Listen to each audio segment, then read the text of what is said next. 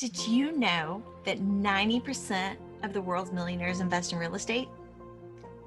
Well, I'm Angel with the Academy Presents Real Estate Investing Rocks, and I'm here to help you if you want to go for your piece of that pie. How do you set up property management in the units where it can't be on site? So like most of them, it's like 60 plus, right? Is when you can have that on-site management. It kind of depends on a case by case basis and how you're kind of structuring it. So, if you have a smaller property that's like 20, 30 units, say, or whatnot, you could maybe have an on-site there that's split between that property and another one. There's one local. That's actually what we do in Arizona. So we have a lady that's on site that's split between the two properties and has an office space at one, lives at the other. Or if you're going to have third party management, yes, usually they have like a minimum unit count of, I think it's like around the 40 mark or whatnot that they'd want to have to be able to justify putting a regular on-site there. I'm sure it kind of depends on the market and the manager. But yeah, usually a third party company will require a minimum amount of units before they pay somebody to be there, either full-time or part-time. That's a really good point though, to have like someone split between smaller complexes. I wouldn't even. That's actually a really good idea, because like our experience, so with our single family homes, we have a property manager here in town that deals with all that, and like I wouldn't have even thought of like how to take that model and extrapolate it onto like a 20 or 30 unit, like two complexes at 20 or 30 units, but it could absolutely be done. Yeah. Yeah. Especially you can buy assets that are close by. Like the two assets that we have in Arizona, they're like within a mile of each other. So it's easy to get back and forth and works well. So did y'all syndicate those or JV them or take them down on your own, or JV? Yeah, we're mostly focused on JVs. That's where we like to be. Syndications maybe in the future, depending on the type of properties we get into in the future. But we have a good team that we're able to JV. That's awesome. Yeah, I'm not very familiar with the JV model, other than that's what we did for the oil wells. But that I didn't really. I'm embarrassingly going to say I didn't really read through it. I just signed my name. I'm believing that my husband read through it at a much more in-depth level than I did. But I'm not very familiar with how the JV model works, other than you get a larger percentage of what's coming into it. So at the end of the day, JV is just meaning all your partners are actively involved in the property. So syndication means you split between active partners and limited partners. So on the JV deal, usually you have less partners. You usually only have like maybe 3 or 4, but they're all actively. Is usually no more than 5. Yeah, and so all people have to have some sort of active role in the asset to be considered a JV. Oh wow! For the most part, I'm not a lawyer, but every lawyer has a slightly different interpretation of that, and so that's how we understand it. Yeah. Oh, okay. Yeah, I didn't realize everybody had to be active in it, but that makes sense. Yeah. Yep. I guess I wouldn't. I'm not going to say that had I thought about it, I might have come up with that, because I don't think I would have. But no, that's a simple really version. Cool. That's a simple answer. Yeah. So can people 1031 into a JV? Yeah, I think so. Yeah, because you have an active role in ownership of the property. So yeah. I don't know whether you could 1031 everything. Just depends on how much ownership stake is available in the property. So you may not be able. So I'm not sure exactly how that would play out for you, but it probably a case by case basis. I guess, I mean, if depending on the purchase price and the capex and like how much you have to have in equity instead of. It come down to how much money does that property need to raise, and then how much 1031 you're looking to do, and is that if that's everything, and you have with those other partners, well, that's going to be a problem. Right. Yeah. So when people come into a JV, does everybody have to like pony up the same amount of funds, or is it split by like I'm doing this job and this job, therefore I can bring in less money? Or I think that's the beauty of it. It's really kind of a case by case, and it's a group of partners working together. So whatever they can negotiate amongst themselves, that's why it's kind of a gray area. To my understanding is that it's really up to the partners to kind of hash out and work out. It kind of comes down to what's the raise and how much of the raise are you contributing to it. So if you're contributing, if one person is contributing a higher percentage of the raise, then they get a higher percentage of the deal. Typically, unless you have some other sweat equity or some other piece that you're bringing to the table, you can earn some more ownership. Sorry, I'm looking up because I'm like thinking.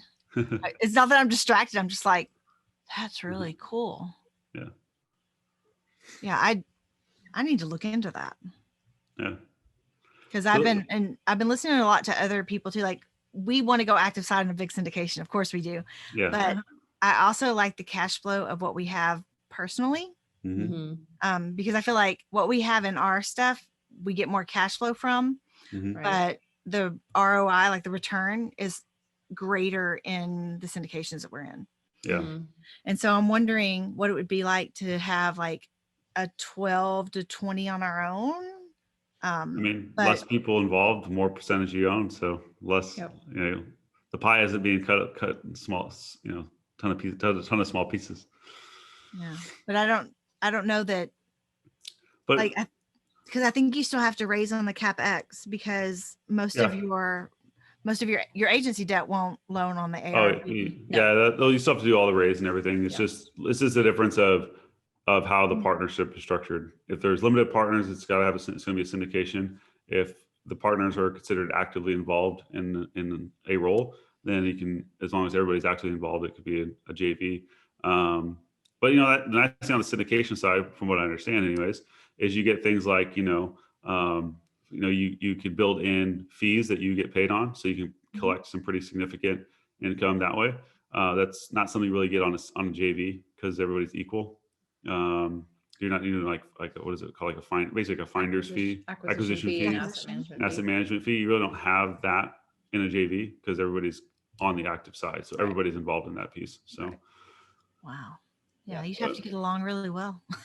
And then there's Reg A funds, which our good friend Grant Cardone has, which is a really cool concept too, to allow. Reg A's are really expensive to set up, though, aren't they? Very expensive and very complicated, but they're cool. Probably won't get. I don't know. I don't see myself getting involved in that. It's too much work.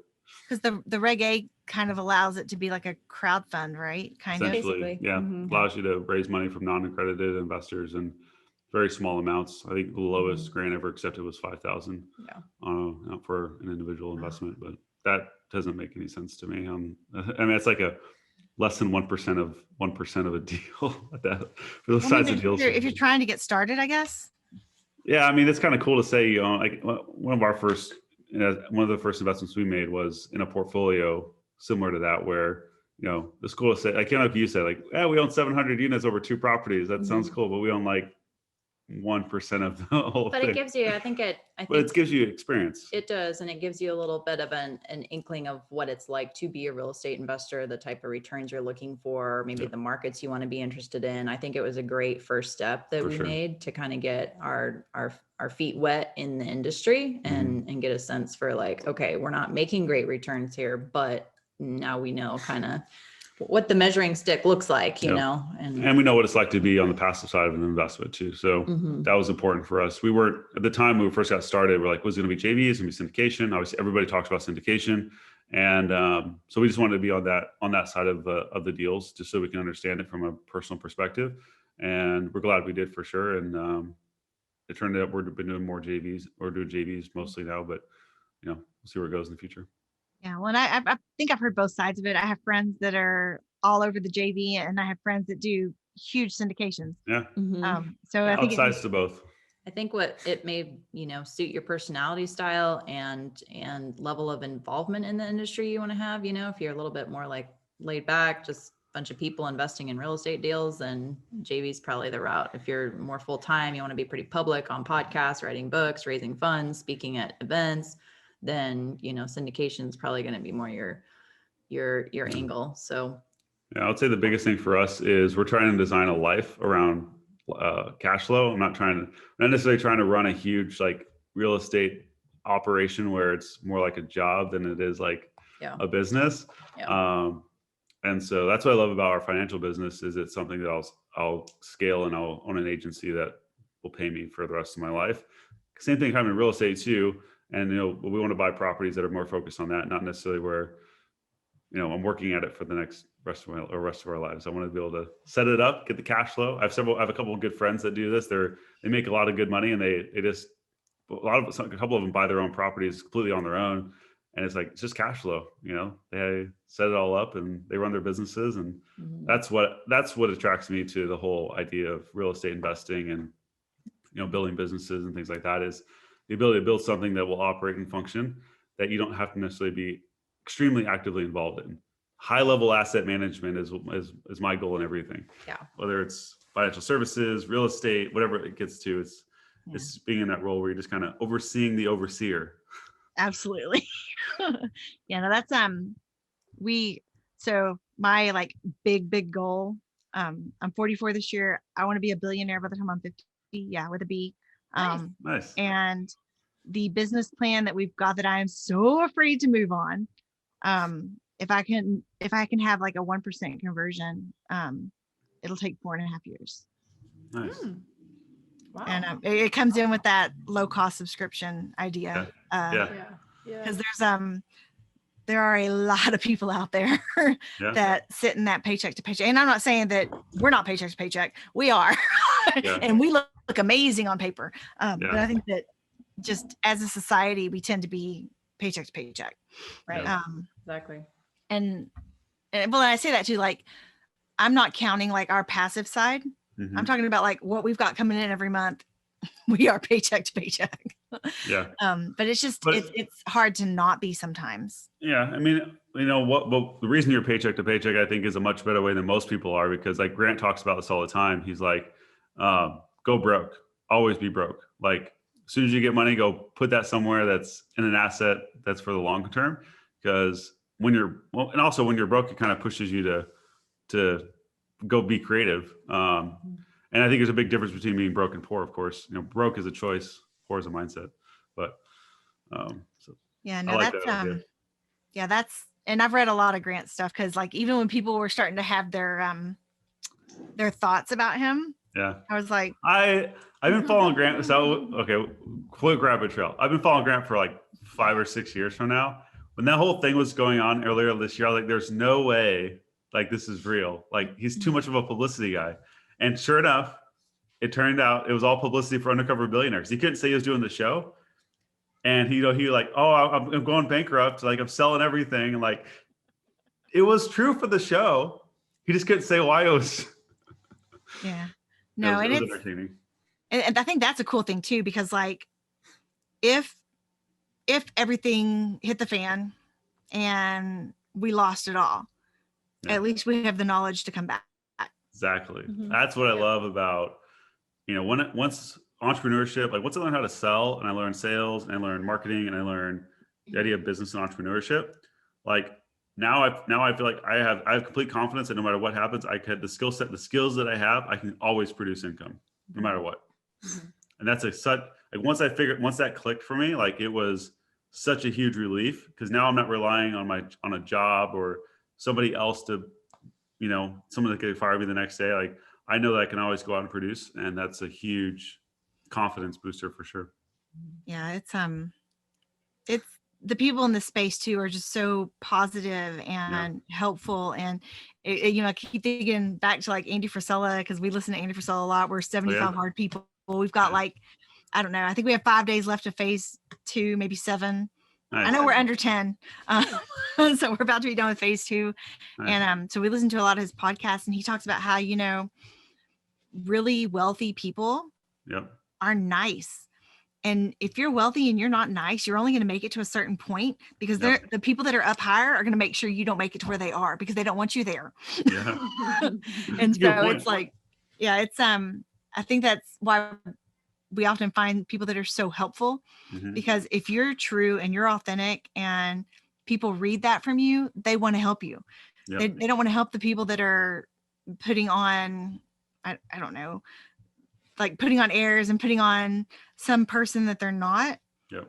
Maybe it's what they think that wealthy people are supposed to act like or something like that. But it's hard to, money doesn't create good character.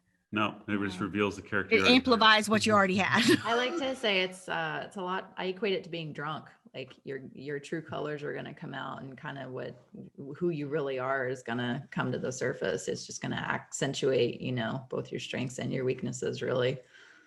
So, but that's a great point about just the mentality and the type of people that you want to surround yourself with, as that was something where Nate and I were on different pages for a while in terms of like our long-term goals, our big picture, what we wanted that to look like, what type of money we wanted to make, what our lifestyle wanted to be like, because he's a little bit more focused on tangibles, you know, having a hangar full of fighter jets and stuff like that. And I'm a lot more focused on the intangibles. Time, you know, is very important to me and whatnot.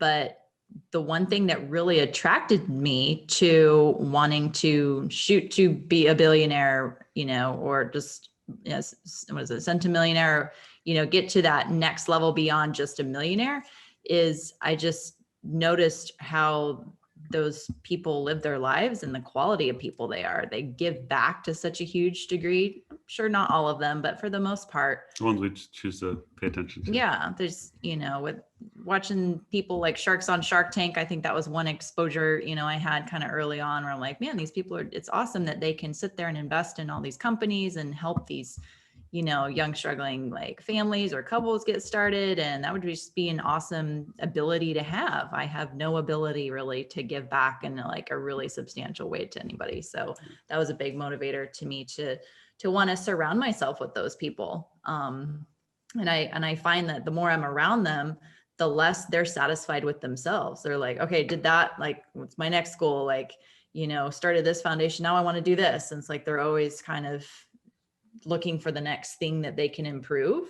Yep. And I love that too, where it's not just, oh, I'm just going to sit here with my hands folded and, you know, wait for the Lord to come back, or like just sit, you know, whatever their reason is. Like, I'm good. I don't need to grow anymore. I don't need to do anymore. I'm just going to sit here and die. You know, it's like that gives me anxiety in a way. I'm like, how could you, you know, really live with yourself, I guess. And so, that sphere, that network, really attracted me to want to get around those types of people. Yeah. I think it's one of the things that got for us too. Cause like at first we wanted to make sure that we created a legacy so that our daughters don't have to worry about taking care of their brother. Cause our son has a really rare genetic condition. And he's got profound autism and some other things that come along with his condition. And it makes life tough. It makes it really expensive. And so we wanted to create a vehicle that could create legacy wealth so that they don't have to worry about where the money's coming from to take care of their brother. They just love him. That's it. And then it grew further than that because the alliance that researches what he has, like we have like a huge party if we can raise $100,000 a year for, and that alliance is for like the entire United States and other countries. Nice. And so my husband and I started thinking about, we were like, we want to have a foundation that we give $100,000 a year. There you go. Nice. Because I don't want another family to have to go through what we went through when we first got diagnosed, because when Anson first got diagnosed, there were 742 cases in the world. Wow. Oh, wow. People didn't really know anything. Yeah. And so what I did find online, you know, well, you always find the worst stuff, right? But I found the worst stuff and it wasn't good. And I don't want another family to have to go through that. I want us to be able to put enough money into a foundation to have like an endowed fund that into perpetuity is given at least $100,000 a year, inflation corrected from here on out. Nice. You know, as soon as we can get it established, because it's hard. It's hard when there's something wrong with your kid, you can't fix it and nobody can tell you what's going on. Yeah, for sure. I can imagine. We don't want anybody else to have to go through that. And then there's also Angelman's and Prader Willi. They're both from the same region that Anson has extra copies of. And so it wouldn't just be helping Duke 15Q families. Eventually it could help Angelman syndrome or Prader Willi or any family with autism that has a mutation of the UBE, the UBE3A gene or something. I don't know. There's all these numbers and stuff out there for it, but just to think about how far it could go to helping families so that families don't spend days crying because that sucked. It just wasn't fun. But then when you kind of flip that around, you know, you're talking about like having the opportunity to be creative and having the opportunity to really let your heart lead you. And I've told the story a lot of times, but it just always, every time I think about it, it just hits me again when my husband was like, you know, what if it wasn't Anson that was given to us, but us that were given to Anson? And it just turned the tables. And I think that's the other thing that really made what we're trying to do such a powerful why. Yeah. And I think it helps us to break it down too, because I think sometimes your why can be so huge that it's almost like arbitrary numbers. Yeah. And so you really have to piece it down. Yeah. We're like, well, what's goal number 1? To make sure our daughters only have to worry about loving their brother. Well, what's goal number 2? To start setting up a nonprofit. What's goal number 3? And so the why is the why, but you've got these intermediary pieces to it that make it attainable, as opposed to just some big pie in the sky. That's really good. That you can't put your hands on. Yeah. I agree 100%. I think that's really key, because you hear so much like, what's your why? What's your why? Oh, I want to donate $1 million. But it's like, you really do need to break it down, because if you just need to be able to like tangibly grip onto it, and if it's kind of cliche, but if your why doesn't make you cry, it's not really your why. I've heard that a lot of times. And so I know that was for us, we kind of had a bigger out there abstract vision why. And then when we really chunk it down into day-to-day necessities, or like for me, one of mine is my mom has some very significant health issues, and her medication is extremely expensive, and it'll just go up in cost, and so I want to be in a position to just, everything is taken care of, medical treatment, whatnot. We just don't need to even worry about it. But yeah, it's so important, I think, to really chunk it down to where you feel like that burning, like, oh, I can't live with myself if I don't make good on that, or if it doesn't happen. Well, and also that why is what keeps you going on the days you don't feel like doing it. We all have those days where we're like, oh, is this really worth it? And then you're like, you dig Any entrepreneur journey is just... go back to the why you started. That's what keeps you going the next day. Yeah, no, it's definitely not all rainbows and unicorns. Yeah. No. So, and I wouldn't trade it for anything, though. Oh yeah. And sometimes it goes beyond the why. It's committing to something and having strong enough character to stay committed to that no matter what. It's like, and I've told this story before too, but I just realized it recently. It was like Andy Frisella again, it was like 100 people are just like you, amazing like you, starting off doing what you're doing. 6 months from now, half of them are going to be gone. 3 more months, 80% of them are going to be gone. Another month, there's going to be 2 of you. Which one are you? Tough. Yeah. And it dawned on me that we started our weekly podcast on May 1st, and I hadn't missed a week until the holidays. And now I'm kind of like, I try and do it every week, but it gets a little difficult, and I'm not so horrible. Like I've been able to skip a little here and there and not lose momentum. Yeah. But it was coming to the realization that I've got enough in queue now that we made it a year. Nice. And it was like, oh, I'm one of the 2. And I had like 2 months in there where it was like, it was hard to get up and do those. It was the only thing I was doing all week, was getting up and doing those episodes, because I was shut down. I was bottomed out. Yeah. And it's just, it's hard. And even if your why makes you cry, sometimes it's still hard to make you for sure. to get up and get going. And definitely doesn't take away the struggle. It just gives you a little more motivation to say, you know what, I got to get up and keep moving.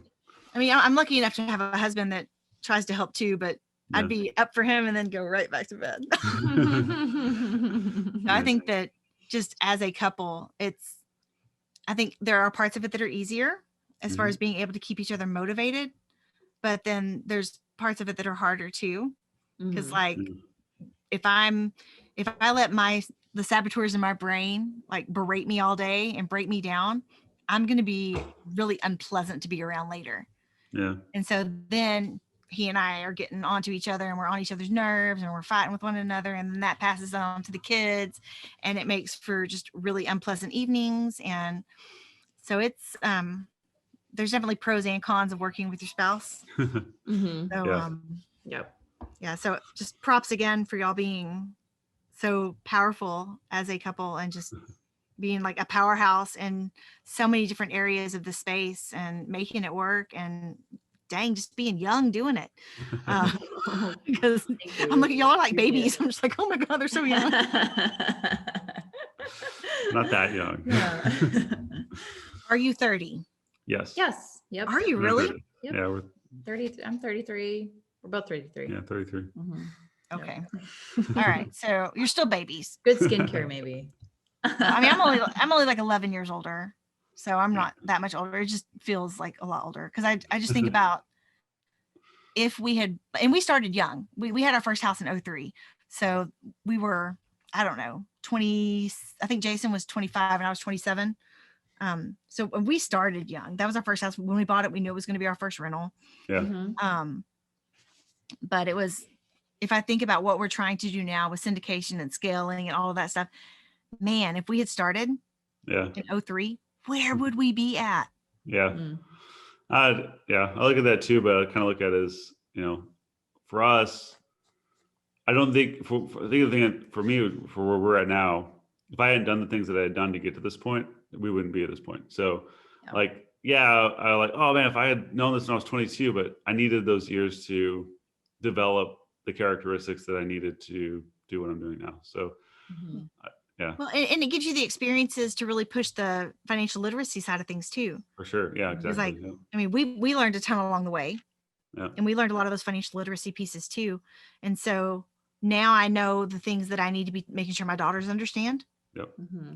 And making sure that friends of mine understand, and like with the airmen that I try and help out, and then they go to their friends and get bad advice and fall off the side of the earth.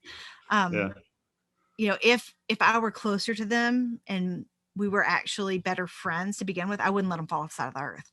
Yeah. I would chase them down and bang it into their head if I had to. Yeah. But I'd be way more upfront in their face about it because it's that important. Yeah, no, for sure. Yeah. So it's to know that there's other people out there promoting financial literacy is huge because we need it. Oh yeah, for sure. It's the number one economic crisis in the world by far. Yeah. I don't get it. I learned about money when I was really young, like really young. I used to roll my grandfather's change when I was like 5, 6, and we would go to the savings and loan. Yes, the savings and loan, and put money in my account. And I had my first $1,000 CD when I was like 6, and it was back when probably CDs actually paid something. 8.14%. Oh wow! Nice. Yeah. I remember that. It's a weird number that I remember, but yeah. Of course, there's no more savings and loans. But no. I remember my grandparents instilling in me the fact that even change adds up. Yep. Mm-hmm. And so I've brought that with me, and change doesn't add up the same way now that it did then. But you don't get those 8% returns anymore in the banks. No. But you can get 8% breath on a syndication. Yeah, the concepts are there. Yeah, it's just got to be in the right vehicle to go get it. Yeah, vehicle maybe the different, but yeah. So it's but that financial literacy piece is just huge, and figuring out a way to teach it to people who are younger so that they can get into this sooner. Because I mean, I know I have to stop looking at the past because when was the best time to plant a tree 20 years ago? When's the next best time now? Yeah, exactly, all the time. So I mean, you just I gotta quit looking back and being wistful about what I could have done, coulda, shoulda, woulda, and working harder to make sure that I keep others from making those same mistakes. That's it. Yeah. So it's huge things, and y'all are doing amazing things. Y'all are doing huge things. I think that so many people in this space are trying their absolute best and hardest to make the biggest strides they can and take as many people as they can with them. Yep. So it's I just want to thank y'all for being on today, and thank you for having us. Yeah, y'all have been amazing. So much info. And again, I mean, I know I'm only 11 years older than you, but that's enough to be like a super big sister. Yeah. And y'all can be like the little brother and sister that I'm super proud of. But awesome. Cool. We'll take it. I hope that there's more people out there that are willing to understand their responsibility financially. There's a lot of people out there like that. Just gotta just need more. Yep. Yeah, well, you are definitely doing your part, and that is awesome. And hopefully we get to see more and more of how you are blossoming in the space and like creating your empire and figuring out how you're going to rule the world. All right, sounds good. But thank you again for being with us today. And guys out there in the audience, I hope that you got as much value as I did, because this was truly amazing. And I hope you are hanging around and listening for the next time that you get to hear one of our episodes or one of our podcasts. So until then, have a great day. Have a great weekend. Whatever time you are listening, just have a great time at it. So see y'all later, guys.